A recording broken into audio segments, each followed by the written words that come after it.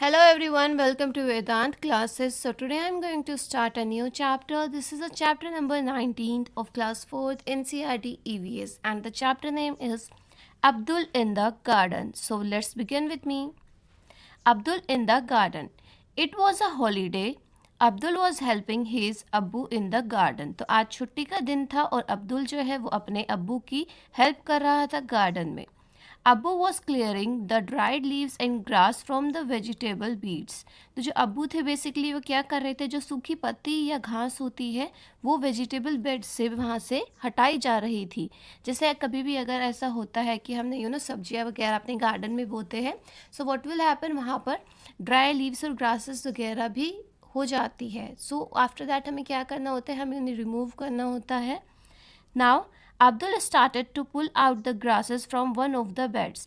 अब अब्दुल को बेसिकली क्या करना था, अब्दुल को घासों को फाड़ना था, मतलब घासों को वहाँ से उखाड़ना था ताकि उसकी जो वेजिटेबल्स है बेसिकली वो अच्छे से ग्रो करे, फ्लरिश करे। He found that it was not easy to pull out even the small grass. और जब अब्दुल ने ये करके देखा तो उसको एक्चुअल में पता चला कि एक छोटी सी घास भी निकाल पाना इतना मुश्किल टास्क है। Now his hands become red by the effort. और उसने बहुत ज़ोर से कोशिश की कि मैं इस घास को हटा दूँ, बट उसने कितना भी स्ट्रेंथ लगाया हो, उसके हाथ लाल हो गए बट वो घास नहीं हटी वहाँ से। In trying to pull out grass, Abdul knocked down a stick that was supporting the pea plant or the climber. और उसके चक्कर में बिकॉज वो साइड की घास को हटाना चाह रहा था, उसने इतना ज़्यादा ज़ोर लगा दिया कि साइड में ही मटर का पेड़ था बेसिकली, और उससे एक स्टिक जो थी वो नीचे लगी हुई थी जिस पे वो सपोर्ट करके ऊपर चढ़ रही थी। तो गलती से अब्दुल से घास तो फटी नहीं बल्कि वो स्टिक बाहर निकल गई। Now After that, Abu said, "Why are you pulling the grass?" The delicate stem of the pea plant broke. और इस वजह से, क्योंकि जो पी प्लांट था बेसिकली मटर का जो पेड़ था, उसकी जो स्टेम थी वो बहुत ज़्यादा नाजुक थी, बहुत ज़्यादा डेलिकेट थी। Abu said, "Why are you pulling the grass?" तो अबू ने बोला कि तुम घासों को पुल क्यों कर रहे, क्यों उखाड़ने की कोशिश कर रहे हो। The root of the grass are strong, कि इनकी जो जड़ें होती है, रूट्स होती है ग्रासेस की, वो बहुत ज़्यादा स्ट्रॉन्ग होती है। You will have to dig them out, बल्कि तुम्हें क्या करना है, तुम्हें लाइक खुरपी होती है, खुरपी, तो तुम्हें खुरपी की हेल्प से डिग करना है, मतलब खोदना है, एंड देन तुम उसे पुल आउट कर सकते हो। एज सच आप ऐसे ही जोर लगा कर घास को नहीं फाड़ सकते। Abdul carefully dug out the plant. और फिर अब्दुल ने क्या, उसने आराम से उस प्लांट को, जो भी उसको ग्रासेस वगैरह डग करनी थी, उसने आराम से उसको डिग किया। After that he then saw the roots of the grasses plant were longer and much more spread out than the parts of the plant above the ground. और जब उसने डिग किया तो उसको क्या दिखा कि जो घास थी बेसिकली उसकी जड़ जो है वो ज़्यादा लंबी थी और ज़्यादा दूर तक फैल रही थी। इवन जो यहाँ पर वो वेजिटेबल्स जो उन्होंने बोए थे उनसे लंबी जड़ें जो थी वो ग्रास की थी। सो दैट इज़ वाई क्या हुआ कि वो इतना ज़्यादा स्ट्रेंथ दे रही थी कि अब्दुल ने जब बहुत ज़ोर से भी घास को फाड़ने की कोशिश की तो वो उससे फट नहीं पाई। क्या कर रहा है, he is trying to pull out the grass, but उससे नहीं हो रहा है, वो काफ़ी ज़ोर से उसको निकालने की कोशिश कर रहा है ग्रास की, बट वो ही नहीं निकाल पा रहा। वाइल सेकेंड केस में क्या हुआ कि इसने क्या किया, गलती से इसने ये जो स्टिक है, पी की प्लांट की जो स्टिक है, पहले तो ये निकाल दी गलती से। एंड द प्रॉब्लम इज़, तो इसके पापा ने बेसिकली क्या बोला, अब्बू ने बोला कि तुम्हें क्या करना है, तुम्हें पहले डिग करना है and after that you had to remove the grasses. So the question number 1 is, the stick which was stuck in the ground fell very easily. कि जो stick थी ground में तो वो बहुत ही जल्दी क्या हो गई, गिर गई। It was difficult to pull out a small grass. Why? मगर एक छोटी सी घास को निकाल पाना इतना बड़ा टास्क क्यों था, क्यों वो बाहर नहीं आ रही थी। So the root of the grasses were firmly holding the grass with the soil. So basically क्या हो रहा था, ये जो घास थी इसकी जो जड़ें थी बेसिकली, तो ये जो जड़ें हैं वो काफ़ी नीचे तक गई हुई थी, जिसकी वजह से ये क्या कर रहा था, ये अच्छे से मिट्टी को होल्ड कर पा रहा था। वाइल अगर हम स्टिक की बात करते हैं तो स्टिक तो ऐसे सच गई हुई थी, तो उसकी जो रूट्स है वो तो थी ही नहीं। So that is why what will happen कि स्टिक की कोई भी रूट्स थी नहीं, so hence it is difficult to pull out the small grasses. But जो ग्रास थी उसकी बहुत सारी जड़ें थी, बहुत सारे उसकी रूट्स थी। सो दैट इज़ वाई ग्रास को पुल करना थोड़ा डिफ़िकल्ट टास्क हो गया और आपका जो स्टिक है वो ईजिली पुल आउट हो गई। Now the next question is, do all the plants have a roots? तो क्या सभी पेड़ों की जड़ें होती है? So yes, all plants have a roots. तो हर पेड़ की जो है वो जड़ होती है, बिकॉज रूट क्या करती है, रूट ही तो होती है जो किसी भी पौधे को या किसी भी प्लांट को पानी प्रोवाइड करती है। क्योंकि हम क्या करते हैं, हम तो किसी पॉट में पानी डाल देते हैं और उसके बाद जो आपकी रूट होती है प्लांट की, वो ही उसको एब्जॉर्व करके सोख के फोटोसिंथेसिस का प्रोसेस जो है वो आगे करती है, तभी तो आपका जो पौधा है वो अच्छे से ग्रो करता है। Now the next question is, look at some plants and the trees around you, imagine how deep and spread out the roots of these are. तो अब बोल रहे हैं कि आप अपने घर के आसपास के जितने भी पेड़ या ट्रीज है, मतलब प्लांट्स है या ट्रीज है, आप उनको देखिए और फिर आप इमेजिन कीजिए कि उनकी जो जड़ें हैं, जो उनकी रूट्स है, वो कितने अंदर तक होगी। So the root of a plant are 2 inches to 10 inches deep, कि जो प्लांट्स की रूट्स है वो 2 इंच से लेकर 10 इंचेस तक अंदर हो सकती है। while the root of a trees are a 5 feet to a 10 feet deep। तो ज़्यादातर हम लोग 5 फीट समथिंग होते हैं, 5.5 या 5.6, 5.10 ये हमारी हाइट है। तो आप इमेजिन कर सकते हो एक बड़ा पेड़ जो होता है वो हमारे जितनी हाइट का या फिर हमसे भी डबल हाइट के बराबर रूट जो है वो नीचे फैलाता है, मतलब 5 फीट से लेके 10 फीट डीप, मतलब अंदर उसकी जड़ें रहती है किसी भी ट्री की। And also root of some trees go as deep as the 50 feet to into the earth। और कुछ प्लांट्स तो ऐसे भी है जिसके कम से कम 50 फीट अंदर तक जो है उसकी रूट्स रहती है। After 3 days, Abdul saw that the one broken part of the pea plant had dried। अब 3 दिनों के बाद अब्दुल ने देखा कि जो उससे टूट गया था पी का प्लांट वो सूख गया है। Guess which part would have dried up and why. अब आप सोचिए कि उसका कौन सा पार्ट जो है वो ड्राई हो गया है और क्यों। So the leaves of the broken part of the plant P plant would have dried up. तो जो लीफ का पार्ट है, बिकॉज उसका ऊपर का पार्ट जो है वो टूट गया था, तो जो उसका लीफ था ब्रोकन पार्ट का पी प्लांट का वो ड्राई हो गया है। और ये क्यों हुआ, क्योंकि broken part of the plant did not get the water and mineral from the soil। सो यहाँ पर बेसिकली हुआ क्या कि आपका यहाँ पर एक पी प्लांट था और वो ऊपर से यहाँ से टूट गया। अब टूट गया तो नीचे तो जड़ें रह गई, बट यहाँ से अगर ये वाला पार्ट जो है वो अलग रह गया तो उसे ना पानी मिलेगा ना उसको मिनरल मिलेगा, तो वो ग्रो कैसे करेगा। सो दैट इज़ वाई ऊपर का जो पार्ट है वो सूख जाएगा और ड्राई अप हो जाएगा। नाउ अब्बू remembered that he had to send some radish और अ मूली होम। तो अब्बू को याद आया कि उनको तो कुछ मूली मतलब रेडिश को घर लेकर जाना था। He started to pull the radish out of the soil. तो उन्होंने मूलियों को बाहर निकालना स्टार्ट कर दिया। तो अब आप सोच रहे होगे कि उन्होंने पुल कैसे किया, तो आप यहाँ पर देख सकते हो इस तरीके से जो आपका रेडिश होता है मतलब मूली होती है वो इस तरीके से ज़मीन के अंदर होती है और इसकी जो लीफी पार्ट होते हैं यही सिर्फ आपको दिखाई देता है। तो आपको क्या करना होता है, आपको इसे लीफ पार्ट से जो ये इसका ऊपर का पार्ट है आपको यहाँ से इसको होल्ड करना है, पकड़ना होता है और सीधे के सीधा ही आपको इसको खींचना होता है। और जब आपकी मूली बाहर आ जाएगी तो ये इस तरीके की दिखती है, आप देख सकते हो। सो here what we can say कि Abdul wonder whether these were also roots, because आपकी जो मूली है वो ज़मीन के कितने अंदर होती है। तो अब अब्दुल सोच रहा है क्या ये भी रूट है, क्या ये भी जड़ें हैं। Only a few radish were pulled when there was a suddenly a strong wind and rain. तो थोड़ी ही मूलियों को बाहर निकाला गया, मतलब थोड़ा ज़मीन में से खींचा गया और इतने में ही बहुत तेज़ हवा और बारिश आ गई। Both of them picked up the radish and ran. अब दोनों ने क्या किया, जितने भी रेडिश उन्होंने पुल आउट कर पाए थे वो बाहर निकाल पाए थे, उन्होंने वो ली और वो एकदम से भागे बिकॉज बारिश आने वाली थी। and they had just reached home when a branch of the neem tree in a courtyard broke and fell. तो जैसे ही वो अपने घर पहुंचे तो वहाँ पर क्या हुआ, उनके कोर्टयार्ड में, मतलब जैसे हम कह सकते हैं हमारा गार्डन टाइप में जो हमारा बगीचा होता है बाहर, घर के बाहर से क्यों बाहर साइड, तो वहाँ पर एक नीम का पेड़ था जिसकी जो स्टेम थी बेसिकली वो टूटकर गिर गई थी. नाउ इन फैक्ट अब्बू was lucky to have missed by only a few inches. और वो जब गिरी स्टेम तो अब्बू जो थे वो बस लकी थे बिकॉज वो कुछ ही इंचेस उस स्टेम से बच पाए. अदरवाइज व्हाट विल हैपन कि वो ब्रांच जो है जो टूट कर नीम के पेड़ की गिरी थी वो शायद अब्बू के ऊपर गिर जाती और वो हर्ट हो जाते, उनको चोट लग जाती.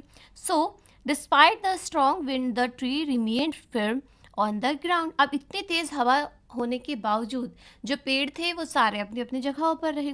दे both sat down to have a tea with अम्मी. अब दोनों बैठ गए और चाय पीने लगे अम्मी के साथ.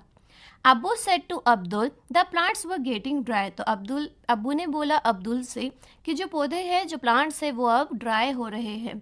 Now that it has rain we will not have to water the plants. कि अब क्योंकि बारिश हो गई है तो हमें क्या नहीं करना, अब हमें पानी देने की ज़रूरत नहीं है बिकॉज मौसम अपने आप क्या कर रहा है, पानी दे रहा है. बिकॉज रेन हो रही है तो प्लांट्स के ऊपर वाटर अपने आप आ रहा है.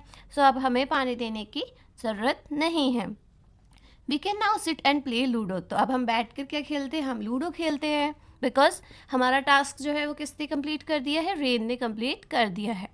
Now why do you think the Neem tree did not fall despite the strong wind. तो आपको क्या लगता है कि जो नीम का पेड़ था वो पूरा का पूरा क्यों नहीं गिरा इतनी स्ट्रॉन्ग विंड होने के बावजूद. So the root of the neem trees are big strong and deep which anchor the tree strongly. तो जो नीम के पेड़ की जड़ें होती है वो बहुत ही बड़ी है, स्ट्रॉन्ग है और बहुत ही अंदर तक गई हुई होती है, जिसकी वजह से वो बहुत ही स्ट्रांगली क्या करते हैं, सपोर्ट करते हैं अपने प्लांट को, अपने ट्री को.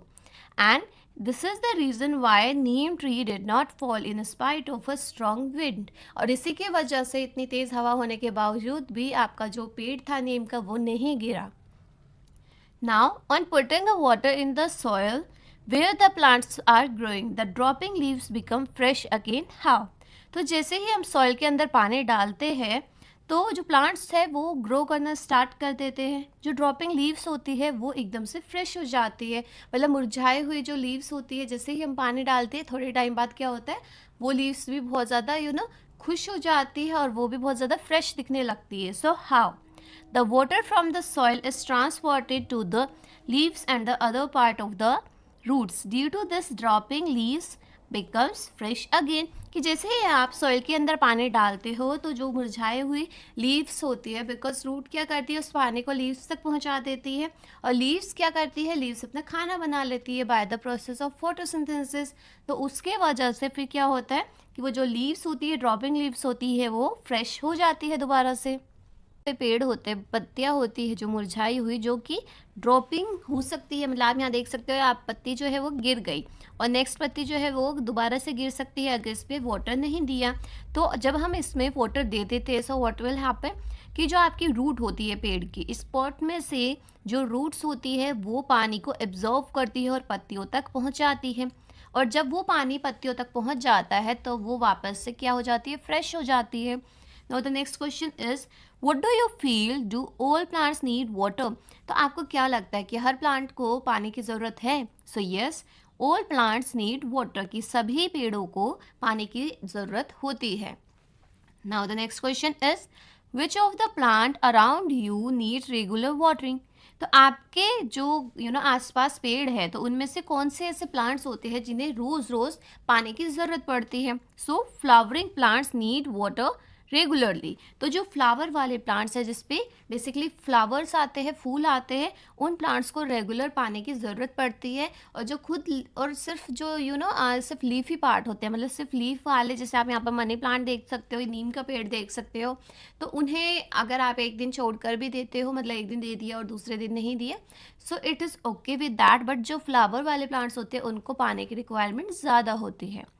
Now the next question is what will happen if nobody give water to these plants? तो क्या होगा अगर कोई भी इन plants को जो है वो पानी ना दे? So these plants would die if nobody gives water to them. अगर आप पौधों को पानी ही नहीं दोगे, मतलब आपने प्लांट लगाया और आप उसको पानी देना भूल गए, so what will happen? आपका वो जो पेड़ है वो इस तरीके से क्या होगा, येलो येलो होना स्टार्ट कर देगा और अल्टीमेटली वो ड्राई होकर बिल्कुल सूख जाएगा और वो खराब हो जाएगा. Now Abdul realized that he never wanted the huge neem tree. अब अब्दुल को रियलाइज हुआ कि उसको कभी भी इतना बड़ा जो नीम का पेड़ है वो नहीं चाहिए था. Where did it get waters from? कि इसको पानी मिलता कहाँ है, बिकॉज नीम के पेड़ को तो वो रोज़ पानी नहीं देते. So he thought which of the plant around you do not need watering, कि आपके आसपास ऐसे कौन से प्लांट्स हैं जिसको पानी की इतनी ज़्यादा ज़रूरत नहीं होती है. Where do they get water from, और वो वाटर लेते कहाँ से. अगर हम आपके घर के आसपास बहुत बड़े बड़े पेड़ हो गए, अब उनको तो डेली डेली कोई पानी नहीं देता, तो वो पानी लेते कहाँ से है. मेक अ टू गैसेस, तो आपके यहाँ पे दो बताने हैं, गैस बताने हैं कि how they are taking a water. So the answer can be this is because the root of the neem tree go deep into the soil and suck water from the soil. Also other big trees like a mango, banyan, etc. do not require us to water them. So basically यहाँ पर क्या है, यहाँ पर बताया गया है कि जो नीम का पेड़ होता है उसकी जो जड़ें होती है, रूट्स होती है, वो बहुत अंदर तक गई हुई होती है. तो वो क्या करती है, वो जो सॉइल होता है उससे ही पानी ले लेती है. एंड जो बड़े बड़े ट्रीज़ होते हैं, चाहे वो मैंगो ट्री हो, बनियन ट्री हो, उनको पानी की ज़रूरत नहीं है. उनको ये ज़रूरत नहीं है कि हम उन्हें पानी दें. They are able to acquire that water from the soil. तो बिकॉज उनकी जड़ें बहुत डीप डाउन तक है और हमें पता है कि हमारा जो वाटर टेबल है that is also under the soil only. पानी जो है आप हैंडपम्प से कैसे निकालते हो, क्योंकि वो सॉइल के अंदर प्रेजेंट है. काफ़ी डीप जब आप खोदते हो तो आपको वहाँ पानी दिख जाता है. सो व्हाट विल हैपन कि जो पेड़ होते हैं वो भी इसी तरीके से वर्क करते हैं. उनकी जड़ें इतनी ज़्यादा फैल जाती है कि वो अपने आप ही पानी को एब्जॉर्ब कर लेते हैं from the deep down the soil.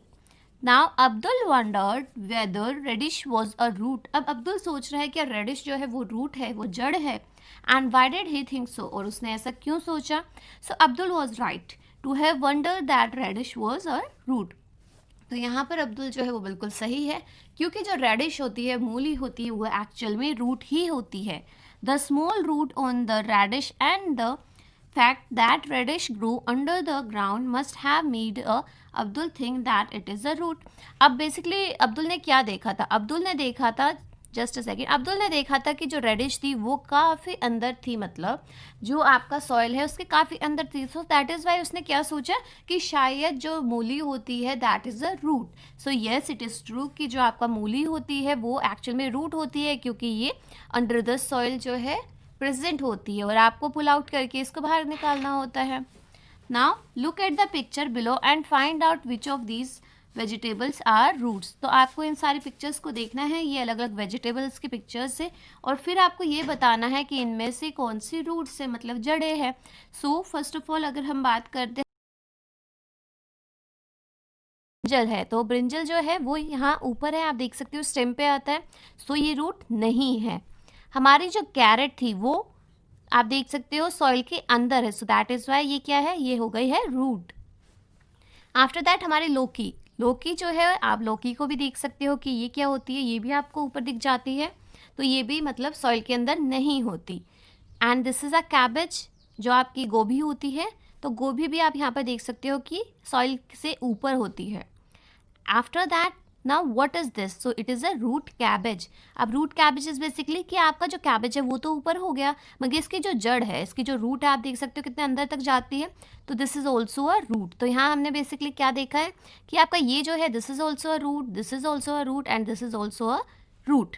Till now it is okay. And the beet root, और ये जो आपकी चुकंदर होता है, जो आप जूस वगैरह में पीते हो या सलाद में भी खाते हो, वो भी है रूट. तो यहाँ पर 4 चीज़ें हो गई रूट, और बाकी की सारी चीज़ें जो है आप देख सकते हो ये है आपकी सॉइल से ऊपर. सो दैट इज़ वाई ये रूट नहीं है. ठीक है, I hope it is clear to all. तो here carrot, radish, beetroot जिसे हम चुकंदर भी कहते हैं, and root cabbage. So these were the roots because ये आपको सॉइल के अंदर पाई जाती है. Now the next is Abdul has a more questions. Nowadays, Abdul keep thinking about all kind of the plants that he sees. तो अब अब्दुल के दिमाग में बहुत सारे क्वेश्चंस आ जाते हैं. वो जिस भी प्लांट को देखता है उसके बारे में उसको कुछ कुछ क्वेश्चंस आ जाते हैं. Abdul so a plant growing out of a wall in a school. तो अब्दुल ने देखा कि एक दीवार से एक पेड़ जो है वो बाहर को आ रहा था, बाहर दिख रहा था. ही वंडर्ड, तो उसने सोचा basically how deep must the root of this plant be going, कि इसकी जो रूट्स है इस प्लांट की ये वो कितने अंदर तक होगी. So the root of this plant would be going up to at least 10 inches to 20 inches deep, कि कम से कम 10 इंच से लेकर 20 इंच तक इस प्लांट की जो बेसिकली रूट्स है वो अंदर तक क्या होगी, बेसिकली अंदर तक डीप होगी. Now how do the roots get water, तो अब जो रूट्स है, जड़ें हैं, उनको पानी कैसे मिलता है. So the roots get water from the moisture present in the wall, कि जो वॉल है, दीवार है बेसिकली, उसमें भी कुछ ना कुछ मॉइस्चर रह जाता है. तो ये जो प्लांट है जो बाहर निकल रहा है दीवार से, वो उस वॉल के मॉइस्चर से पानी ले लेता है और अपने आप को सर्वाइव करा पा रहा है. Now how big will this plant grow, कि ये प्लांट जो है ये कितना बड़ा हो सकता है. So the plant can grow up considerably big, कि ये काफ़ी बड़ा हो सकता है अनटिल एंड अनलेस इसको मॉइस्चर मिलता रहेगा प्लांट को वॉल से, तो ये बड़ा होता रहेगा. Now what will happen to the wall, कि वॉल को क्या हुआ. The wall will crack and finally break if the plant is not remove. तो क्या होगा बेसिकली, बिकॉज हमने क्या बताया था कि जो इस प्लांट की जड़ें है बेसिकली वो आपकी वॉल के अंदर चली गई है 10 to 20 इंचेस, और अगर इस प्लांट को हटाया नहीं गया सो व्हाट विल हैपन, ये उससे मॉइस्चर लेता रहेगा और उसकी जो साइज़ है प्लांट का वो बढ़ता रहेगा, एंड उसके साथ साथ इसका जो रूट का साइज़ है, जड़ों का साइज़ है, वो भी बढ़ेगा. और उसकी वजह से क्या होगा, ये जो दीवार है इसमें दरेड़ आ जाएगी और ये दीवार इवन टूट भी सकती है. सो इसलिए हमें इसे रिमूव करना पड़ेगा. Now can you give the name of the plant in the picture, तो बेसिकली वो जो प्लांट अभी हमने देखा था उसका नाम क्या है. सो वो प्लांट जो है वो पीपल का प्लांट था. यू नो पीपल ट्री होता है बेसिकली, तो पीपल का पेड़ था, वो पीपल का पौधा था basically. Now have you ever seen a plant growing from a crack in the wall, तो क्या आपने भी कभी दीवार के जो क्रैक हो जाते हैं, जो तरेड़ आ जाती है, उसमें से आपने भी किसी पौधे को प्लांट को ग्रो करते हुए देखा है. So yes, I have seen a plant that grew over the wall of my grandmother house, की मेरी जो दादी माँ का घर था वहाँ पर मैंने एक्चुअल में देखा था कि दीवार के क्रैक में से जो है वहाँ पर एक प्लांट जो है वो ग्रो कर रहा है. But after some time what happen, कि ज़्यादातर लोग उसको हटा देते हैं, अदरवाइज वो जो वॉल है उसमें क्रैक आ जाता है. Where was it, so that was the back wall of her house, की घर की जो बिल्कुल पीछे वाली जो वॉल होती है तो वहाँ पर था वो पेड़. Now did you have any question when you so it, तो जब आपने उस पेड़ को देखा कि आगे दादी माँ के वॉल में से निकल रहा है, तो आपके दिमाग में कोई क्वेश्चन आया. So yes, I had a one question in my mind when I saw it. Now what is that question. So what were some of your questions, कि क्या आया दिमाग में. Ask elder and find other answers, तो अब आपके दिमाग में जो भी क्वेश्चंस आते हैं आप क्या करोगे, आप जो भी आपके फैमिली मेम्बर्स में एल्डर है आप उनसे वो क्वेश्चंस पूछोगे. And find out the name of the plant you so, और अगर कभी आपने भी ऐसा कोई पेड़ देखा है, प्लांट देखा है, तो आप क्या करोगे, आप उसका नाम भी पता करने की कोशिश करोगे. So the question that I had in my mind was, अब मेरे दिमाग में क्या क्या क्वेश्चन आए थे उस time. From where the seed of the plant come on the wall, कि दीवार पे जो बेसिकली हमने क्या देखा है कि जो सीड होता है, बीज होता है, उससे प्लांट ग्रो करता है. तो पहला क्वेश्चन तो ये आता है कि दीवार में सीड कहाँ से मिला जिससे कि ये प्लांट ग्रो कर पाया. Now the answer I got from the elder was the seed of that very plant was carried by a bird to the wall. So वहाँ पर मेरे एल्डर्स ने क्या जवाब दिया कि शायद कोई बर्ड है जो कि वॉल पर उस बीज को लाई होगी, एंड अल्टीमेटली वहाँ उसको मॉइस्चर मिल गया तो उसने ग्रो करना स्टार्ट कर दिया. और जो आपने बेसिकली पेड़ देखा था अब आप यहाँ पर उसका नाम दोगे, जैसे जिस प्लांट की मैं बात कर रही हूँ that is the banyan plant. So वो जो बनियन प्लांट था वो मेरी दादी माँ की दीवार की क्रैक में एक्चुअल में क्या कर रहा था, प्रोड्यूस हो रहा था, बेसिकली वो वहाँ पर फ्लरिश हो रहा था. तो आप यहाँ पर बेसिकली अपना लिख सकते हो कि आपने कहीं देखा है कोई पेड़ या फिर उस पेड़ का नाम क्या है, तो आप इस तरह की चीज़ें जो है वो आइडेंटिफाई कर सकते हो. Now would someone have uprooted such a big tree और would it have fallen on its own. So strong wind could have uprooted that tree. So basically अगर बहुत बड़ा पेड़ है तो कई बार ऐसा होता है कि बहुत तेज़ हवा चलती है, बहुत तेज़ आंधी चलती है, तो वो जो पूरा पूरा का पूरा जो पेड़ है वो पूरा निकल जाता है अपनी जड़ों के साथ, मतलब बाहर गिर जाता है। सो ऐसा कभी देखा है आपने? सो यस, जब स्ट्रॉन्ग विंड होती है या हम कह सकते हैं नेचुरल डिजास्टर होता है जैसे साइक्लोन एंड ऑल होता है, तो उस टाइम पर क्या होता है, पूरे का पूरा जो आपका ट्री है उसकी जो सारी जड़ें हैं वो ऊपर खींच लेता है और उस प्रेशर की वजह से आपका जो पेड़ है, चाहे वो कितना ही बड़ा पेड़ क्यों ना हो, वो गिर जाता है। How old would this tree be? तो अब ये पेड़ जो है ये कितना बड़ा होगा, आप देख सकते हो इसका जो तना है बेसिकली वो कितना मोटा है, तो दैट में से काफ़ी ओल्ड है। So this tree would be no less than 50 years old, कि ये कम से कम 50 साल से तो ज़्यादा ही है। तो आप देख सकते हो बिकॉज इसका जो स्टेम है उसकी थिकनेस इतनी ज़्यादा है कि हम ये पता कर सकते हैं कि इसको कम से कम 50 ईयर्स से ज़्यादा हो चुका है उगे। Now, Abdul, on seeing a tree surrounded by a cemented ground, thought that how will it get rain water? तो अब जो अब्दुल है उसने देखा कि यहाँ पर सारे तरफ तो सीमेंट है बेसिकली, तो ये जो बेसिकली प्लांट है इसको पानी मिल कहाँ से रहा है, ये इतना बड़ा है कैसे? So this tree gets water through its root which go deep into the soil. So I already told you कि जो आपका ये पेड़ होता है इसकी जो जड़ें होती है वो बहुत नीचे तक गई होती है, बहुत ज़्यादा नीचे तक, और वो वहाँ से क्या करती है, वहाँ से वो एब्जॉर्व करती है जो आपकी सॉइल में मॉइस्चर होता है, वहाँ से वो पानी लेती है और अपने आप को सर्वाइव कर पाते हैं। Now after that let us talk what are the oldest trees in your area, कि आपके एरिया में सबसे बूढ़ा ट्री कौन सा है, सबसे बड़ा ट्री कौन सा है। Find out from your elders how old the trees are, और अपने जो भी आपके घर में एल्डर है उनसे पूछिए कि आपको क्या लगता है कि ये ट्री जो है ये कितने साल पुराना होगा। So there is a huge banyan tree at the bank of a pond in my native village, कि जो मेरा गाँव है वहाँ पर पॉन्ड के पास एक बहुत ही बड़ा बनियन ट्री है, और लोग कहते हैं कि वो 150 साल, मतलब आप इमेजिन कर सकते हो 150 ईयर्स पुराना है। नाउ नेम सम एनिमल्स वो लीव ऑन दिस ट्री, अब उन एनिमल्स का नाम बताइए जो कि ट्री के ऊपर रहते हैं।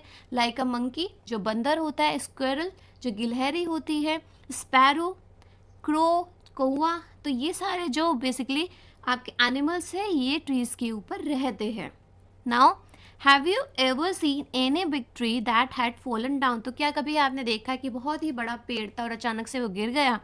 And what did you think when you saw it, और जब आपने देखा तो आपके दिमाग में क्या आया। Yes, I have seen a big tree that had fallen down at the bank of the river because of a flood. तो एक बार फ्लड आया था बेसिकली, सो उस टाइम पर रिवर के पास एक बहुत ही बड़ा पेड़ था वो गिर गया था। I was just amazed to see the huge thick and long root of that tree, और मैं बहुत ही ज़्यादा शॉक्ड हो गई थी, बहुत ज़्यादा अमेज्ड हो गई थी कि अरे इतनी बड़ी बड़ी जड़ें हैं इस पेड़ की, और फिर भी ये देखो गिर गया। तो आप यहाँ पर देख सकते हो कि जब पूरा का पूरा जो प्लांट है बेसिकली ट्री होता है, जब वो जड़ के साथ ही गिर जाता है, तो आप यहाँ पर देख सकते हो कि कितनी लंबी और कितनी बड़ी और कितनी स्ट्रॉन्ग रूट्स इसकी होती है। आप यहाँ पर देख सकते हो ये है इसका स्टेम पार्ट और ये है इसका रूट पार्ट, तो आपको क्या ये थोड़ा सा सिमिलर नहीं लगता। So after that the unusual roots, अब अनयूजुअल रूट्स क्या होती है। Have you swung the from a banyan tree, तो क्या कभी आपने बनियन ट्री देखा है, आप उस पर झूले हो। So what did you hold to swing, तो आप क्या चीज़ झूलने के लिए आप क्या चीज़ होल्ड करते हो। जैसे आप यहाँ देख सकते हो ये है बनियन ट्री, और यहाँ पर बच्चे क्या कर रहे हैं, यहाँ पर बच्चे इसको पकड़ रहे हैं और यहाँ से स्वंग कर रहे हैं, मतलब झूल रहे हैं with the help of this. So what look like the hanging branch are actually the root of the tree, तो अब ये जो आपको हैंगिंग ब्रांच दिख रही है, ये ब्रांचेस जो आपको दिख रही है जिसे बच्चे पकड़कर झूल रहे हैं, तो वो एक्चुअल में रूट है उस ट्री की। And these grow down from the branches until they reach the ground, और ये बहुत ही अलग सा है थोड़ा सा कि आपकी ये जो बेसिकली यहाँ पर आप देख सकते हो ये जो हैंगिंग है, मतलब जो आप यहाँ पर रूट्स टंगी हुई देख रहे हो, ये जब तक बढ़ती रहती है जब तक ये ग्राउंड पर जाकर पहुँच ना जाए। And these root are like a pillar, और ये रूट्स जो है ये एक पिलर की तरह हो जाती है, और ये स्ट्रॉन्ग करती है आपके ट्री को, सपोर्ट करती है और उसको एक एनकरेज प्रोवाइड करती है। Banyan tree also has a root under the ground just as the other trees have, और बनियन ट्री के पास वो जड़ें भी है, वो रूट्स भी है जो कि अंडर द ग्राउंड हम यूजुअली देखते हैं सभी प्लांट्स की। Now there is a law against cutting tree, तो ट्रीज़ को कट करने के खिलाफ एक लॉ भी है एक्चुअल में। So there was a tree growing close to a lamp post. The tree was full of leaves that the light of the bulb was blocked.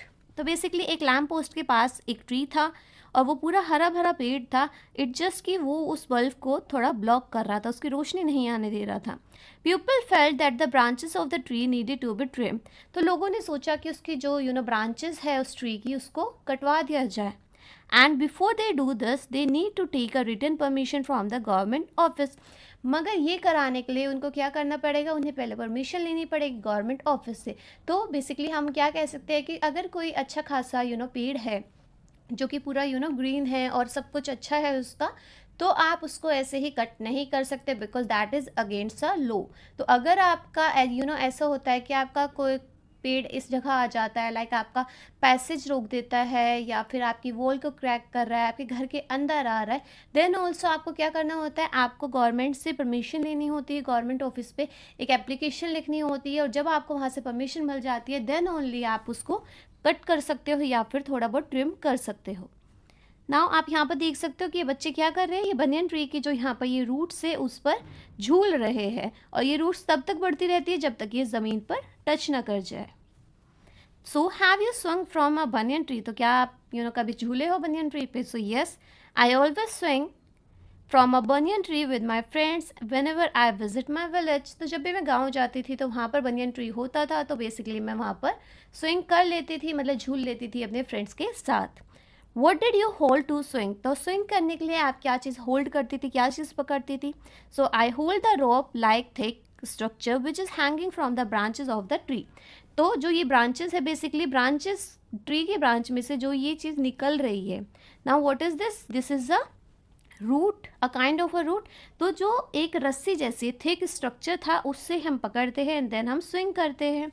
Have you seen any tree which has a root growing from its branches, तो क्या कभी आपने कोई ऐसा tree देखा है जिसकी branches जो है वो एक्चुअल में कहाँ, जो जिसकी जो रूट है वो एक्चुअल में ब्रांचेस से निकल रही है? So yes, big banyan tree in a near my house and the one in my village has several long roots like structure growing from its branches. So जो बड़े बड़े बनियन ट्रीज़ होते हैं आपने अलग अलग जगहों पर देखा है, तो यहाँ पर क्या होता है बेसिकली, इनकी जो रूट्स होती है ये ब्रांचेस में से निकलती है और उस पर बच्चे झूलते भी है, और वो जब तक रूट जो ब्रांचेस से जो रूट्स निकल रही है वो तब तक ग्रो करती है जब तक कि वो ग्राउंड तक ना पहुंच जाए।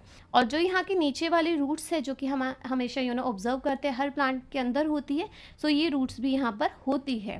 ठीक है, now let us do this. Get together with 3 to 4 of your friends from the list of the given things and decide who will bring which thing. So basically यहाँ पर आपको कुछ चीज़ें मंगाई गई है, तो आपको क्या करना है, आपको 3 to 4 फ्रेंड्स एक साथ एक ग्रुप में वर्क करोगे और फिर आपको ये डिसाइड करना है कि कौन सा बच्चा क्या चीज़ अपने घर से लेकर आएगा। अब क्या क्या चीज़ें आपको लानी है, फर्स्ट ऑफ ऑल एक ट्रांसपेरेंट ग्लास टम्बलर या फिर बॉटल, मतलब एक वाइट कलर की आपको बॉटल लानी है ग्लास की, जिसका जो माउथ है वो थोड़ा सा वाइड हो, चौड़ा हो। आफ्टर दैट रबर बैंड और थ्रेड, या तो थ्रेड या फिर रबर बैंड लाना है। कुछ सीड्स लाने हैं, कुछ मूंग, जो बेसिकली मूंग दाल होती है उसके सीड्स लाने हैं। वीट और बाजरा, तो मूंग, वीट और बाजरा के आपको सीड्स लाने हैं। आफ्टर दैट मस्टर्ड चना जिसको हम चिक पीस कहते हैं, और राजमा जिसे हम रेड बीन्स कहते हैं, and a wad of a cotton wool. Each group will work only one kind of a seed, तो हर ग्रुप जो है वो एक ही तरह की सीड्स को यूज़ करेगा। Soak a few seeds 5 to 6 overnight in a bowl full of a water, तो आप एक क्या करोगे, आप एक बाउल लोगे, उससे पूरा पानी से भर दोगे और उसमें 5 से 6 सीड जो है आपको पूरी रात उसे भीगने के लिए छोड़ देना है। Take the ward of a cotton wool and wet it, उसके बाद आपको एक कॉटन लेनी है, काफ़ी सारी कॉटन लेनी है और उसको थोड़ा गीला कर ले। सी, ये आपका टम्बलर हो गया, ठीक है। यहाँ पर आपने लगा दिया है कॉटन जो आपने वेट किया था, तो यहाँ पर होगा क्या, जो भी उसकी जड़ होगी, जो भी उसकी रूट्स होगी वो यहाँ नीचे ग्रो करना स्टार्ट कर देगी और स्टेम जो है वो ऊपर साइड मतलब अपराइट वर्क करेगी। So here what we can say कि जो आपका रूट है वो नीचे की साइड मूव करेगा और आपका जो स्टेम है वो अपराइट ऊपर की तरफ मूव करेगा। Remove soak seed from a water and place them on a cotton wool. उसके बाद आप इसे एक कॉटन वूल में रखोगे जो आपने पानी में से बीज निकाले हैं। You will have to take a care of the cotton wool does not dry and after that आपको ये ध्यान रखना है कि आपका जो कॉटन वूल था वो ड्राई ना हो एंड ऑब्जर्व द चेंजेस। उसके बाद आप उसे 10 से 12 दिनों के बाद देखोगे और फिर ऑब्जर्व करोगे कि क्या उस सीड में कुछ चेंज आया है। And after that what you will observe कि वो जो सीड है वो एक्चुअली में ग्रो कर रही है। जैसे आपका यहाँ पर ये सीड था तो ऊपर के साइड इसका स्टेम आ गया है, यहाँ पर इसका लीफ आ जाएगा और नीचे के साइड इसके आ जाएंगे roots. That will be the primary और द सेकेंडरी वन। बेसिकली यहाँ आपके लिए क्या कह सकते हैं कि नीचे जो है बेसिकली आया है रूट, जस्ट अ सेकेंड, नीचे आ गया है रूट और ऊपर आ गई है लीव्स और अ स्टेम। तो और ये है आपका basically, now what is this, ये है आपका सीड। ठीक है, तो आफ्टर 10 to 12 डेज ये जर्मिनेट हो गया है, ये अच्छे से उग गया है और आपका ऊपर के साइड आ गया है लीव और नीचे की साइड आ गई है आपकी root. I hope it is clear to all of you. तो ये एक्टिविटी जो है वो आप करके देख सकते हैं। Now did you observe the seedling coming from out of the seed. तो क्या आपने सीडलिंग को सीड में से बाहर आते हुए देखा है। So yes, I observe the seedlings come out of the seeds. Now draw the picture of the seedling as it look on the 4th और द 8th डे। तो बेसिकली 4th डे और 8th डे में जो आपकी seedling है वो कैसे दिख रही थी। तो 4th डे में वो इस तरह से दिखती है और 8th डे में वो और ज़्यादा ग्रो कर जाती है। Now what differences did you observe in the seeds after soaking. कि जब आपने उसे बेसिकली पानी में रख दिया था उन सीड्स को तो उसके बाद आपको क्या ऑब्जर्वेशन मिला। So compare with the dry seed and a right. और ड्राई सीड के साथ आप इसे क्या कर सकते हो, कंपेयर आउट कर सकते हो। तो वो नॉर्मल शेप की थी बट जब उसको हमने क्या किया, हमने पूरी रात के लिए उसे पानी के अंदर रखा तो वो थोड़ी swollen हो गई, दैट मीन थोड़ी फूल गई। So I observed that the seeds after soaking get swollen and sprouted after 2 days। कि उनमें से क्या हो गए, उसमें वो sprouted हो गए, मतलब उसमें से जो जड़ है और जो स्टेम है वो निकलना स्टार्ट हो गई। And while the dry seeds did not get swollen or sprout। और जो ड्राई सीड्स होती है वो ना तो swollen होती है, मतलब ना तो वो मोटी होती है और ना ही वो उसमें स्प्राउटिंग होती है। तो ये बेसिकली क्या होगा, जो आपकी सॉकिंग है, बेसिकली जो आपकी वेट वाली दाल है जो आपने पूरी रात के लिए रखी थी वही सोलन होगी और वही स्प्राउटेड होगी। After that what do you think would happen if the cotton wool had been left dry. तो क्या होगा अगर आपने जो कॉटन वूल ली थी अगर वो सूख जाए तो उसके बाद क्या होगा। If the cotton wool had been left dry then the seeds will not sprout. It is very simple कि स्प्राउटिंग की प्रोसेस हुई कब थी, जब वो आपका जो कॉटन वूल था वो वेट था, और अगर वो ड्राई हो जाएगा तो स्प्राउटिंग की प्रोसेस जो है वहाँ पर होएगी ही नहीं। Okay, now in which direction did the root grow and the stem. तो जो रूट है वो किस डायरेक्शन में ग्रो करेगी और जो स्टेम है वो किस डायरेक्शन में ग्रो करेगी। सो बेसिकली ये हो गया है आपका सीड। ठीक है, तो आपका जो रूट है वो डाउनवर्ड डायरेक्शन में, मतलब नीचे की साइड ग्रो करेगी और जो आपका स्टेम होगा वो अपवर्ड डायरेक्शन में ग्रो करेगा। So here what we actually conclude कि आपका जो रूट है वो नीचे की साइड ग्रो करेगा और जो आपका स्टेम है वो ऊपर की साइड ग्रो करेगा। So root grow in the downward direction और जो स्टेम है वो अपवर्ड डायरेक्शन में मूव करेगा। After that how big did the plant grow in a cotton wool. की कॉटन वूल में कितना बड़ा वो प्लांट हो सकता है। तो the plant grew up to a height of 4 centimetre. कि आपका जो प्लांट है वो कम से कम 4 सेंटीमीटर तक बढ़ सकता है कॉटन वूल के अंदर। Now did small plants come out from all the seeds. तो क्या हर सीड में से जो है वो प्लांट आते हैं। So yes, small plants did come out from the all seeds. की हर सीड में से जो है छोटे छोटे प्लांट्स निकलते हैं। After that what we can say what is the colour of the root. की रूट जो थी बेसिकली उसका कलर क्या था, तो वो ऑफ वाइट कलर की थी। The colour of the root is of a off white colour. ठीक है, next is did you see any hair on the roots. की क्या आपने रूट्स में कोई भी हेयर देखे हैं।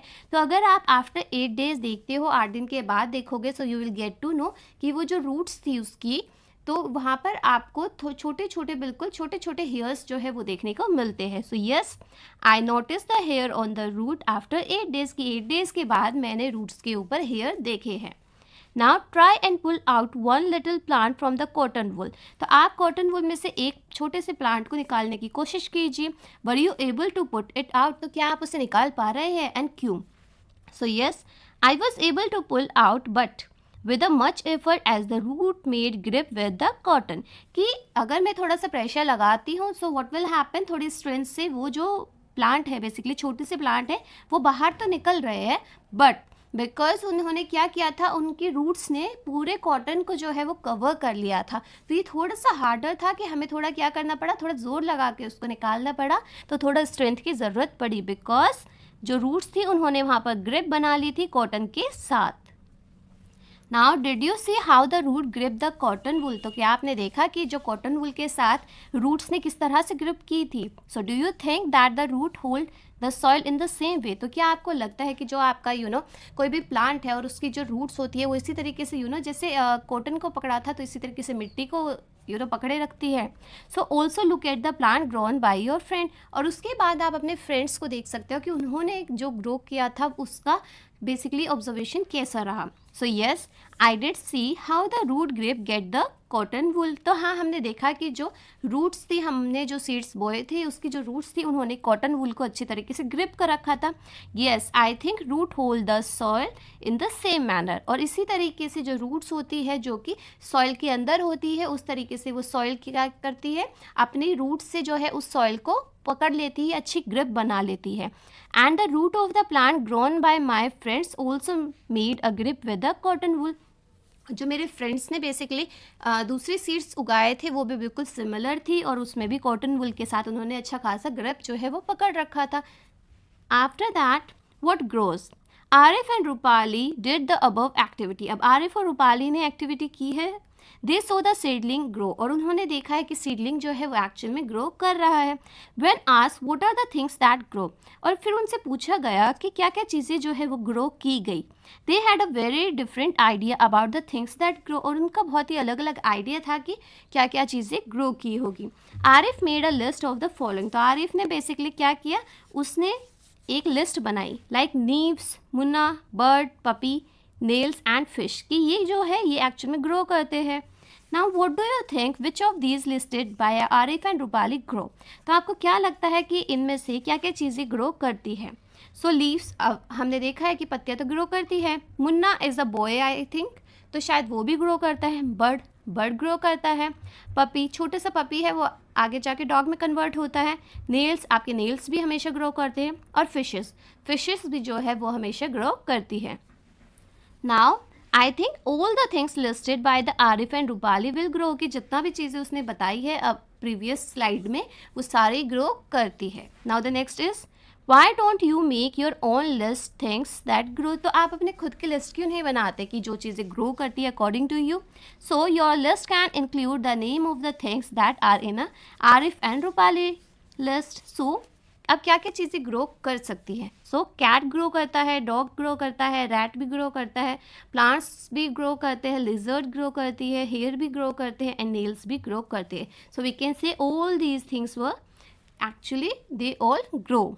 Now the next is think about yourself, आप अपने बारे में सोचिए। In what way have you change over a period of time, कि समय के साथ आप किस तरह से चेंज होते गए। Have you grown in any way, तो क्या आप बेसिकली ग्रो कर रहे हो? तो अगर आप प्रीवियस कुछ सालों में एक छोटे बेबी भी रहे होगे, फिर थोड़े से बड़े हुए होगे, फिर और बड़े हुए होगे, तो in similar way what will happen, आप बड़े होते जा रहे हो। So yes, I have grown bigger, कि आप बड़े होते हुए जा रहे हो with the passage of a time के साथ आप बढ़ रहे हो। हैज़ योर हाइट इंक्रीज, तो क्या आपकी हाइट इंक्रीज हो रही है? And how much taller have you grown in the last 1 year, और पिछले 1 साल में आपकी हाइट कितना ग्रो की है? So yes, my height has increase by 10 centimetre in the last 1 year. तो यहाँ पर आप बेसिकली क्या करोगे कि 1 साल पहले आपकी हाइट कितनी थी और अब आप में कितना इंक्रीज हो रहा है, तो आप यहाँ पर वो लिखोगे कि यस मेरी हाइट इंक्रीज हो रही है और मेरी हाइट कितनी इंक्रीज हुई है, यहाँ पर आप अपना लिखोगे। ठीक है, after that what other part of your body keep growing, कि आपका बॉडी के कौन कौन से पार्ट है जो कि एक्चुअल में ग्रो करते रहते हैं. Some people cut it regularly, और कुछ लोग उसको रेगुलरली कट भी करवाते हैं. So our hair keeps growing, तो हमारे जो हेयर है, हमारे नेल्स से वो ग्रो करते रहते हैं और उसको हमें टाइम टू टाइम क्या करना होता है, कटिंग करनी होती है, अदरवाइज वो बहुत ज़्यादा लंबे हो जाते हैं. So our chapter is completed. Thank you for watching. I hope